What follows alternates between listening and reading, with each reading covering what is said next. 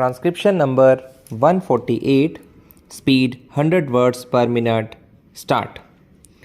Sir, in order to understand the government's food policy, we have to go back to some years.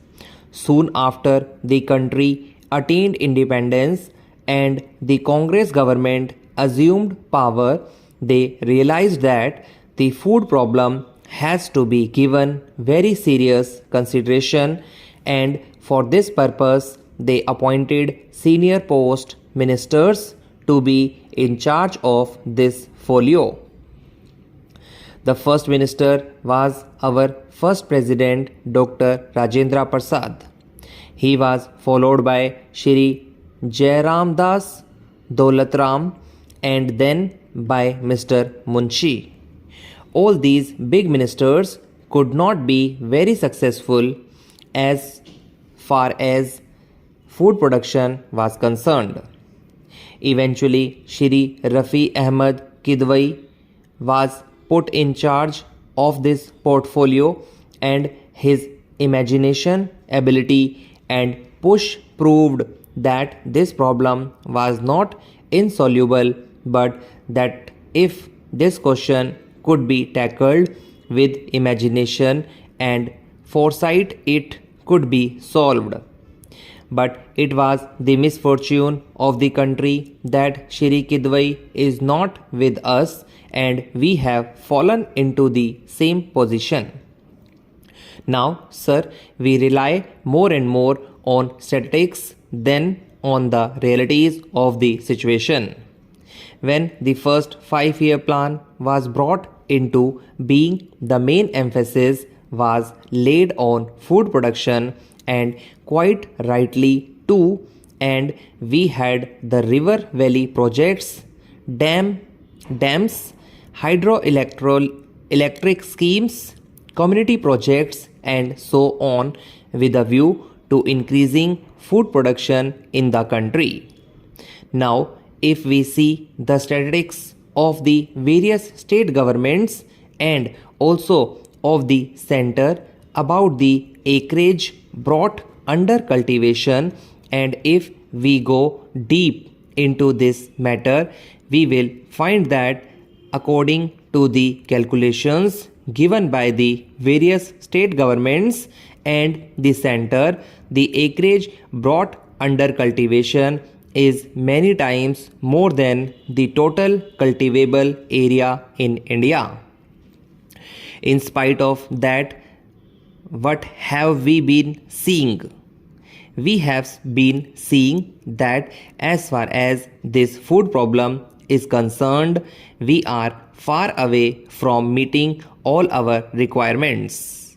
Not only that, but some of the government spokesmen responsible for this matter have been saying that the first 5-year plan had been successful in increasing food production in the country to a very great extent. They were even planning as to how best the extra food could be exported so that we would be able to get our hard-pressed foreign exchange more easily. But in fact, the position has been just the reverse after the Congress government assumed power. Then came the first 5-year plan, and we were assured that more food had been produced. And as I said, if we analyze the statistics of the various states and the center, we will find that more acreage has been brought under cultivation than what is actually available in India. The second 5-year plan of course lays emphasis on industrialization. Originally, it was estimated that under the second plan there would be 25% increase in food production, but the Prime Minister insisted that 25% increase was not sufficient and that it should be something like 40%. Last year at the Food Ministers Conference at Mussoorie, they wanted more funds in order to ensure 40% increase, but the Prime Minister put his foot down, saying that not a single rupee would be given, but that the 40% increase would have to be achieved. Sir, it is not as if by a magic wand these things were to be achieved easily. Sir, if we examine the various measures taken for this food production, we see that for the Grow More Food campaigns and other things, lakhs and lakhs, I should say crores and crores of rupees have been given to the various states.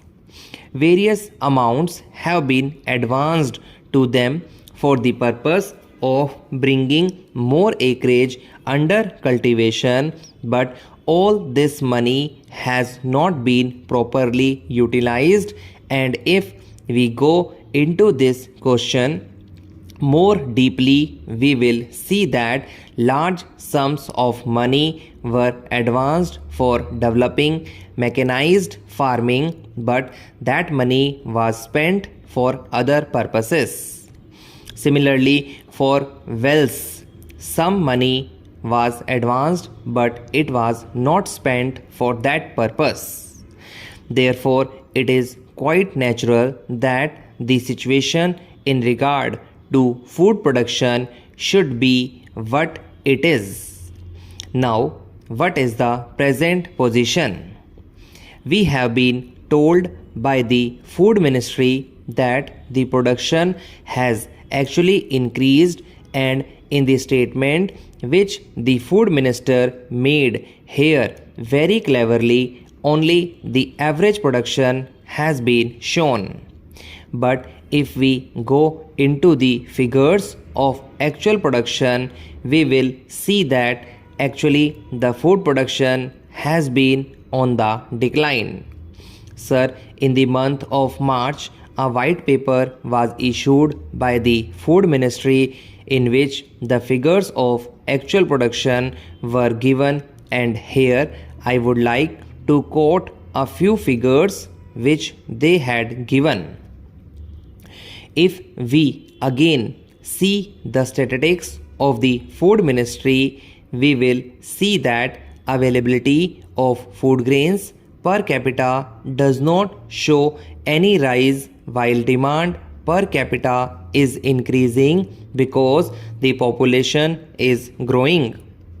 Mr. Speaker, I have already submitted in my speeches on the general discussion that the grievances of the staff are mounting and there is growing discontent. I have to add that the staff are not well treated.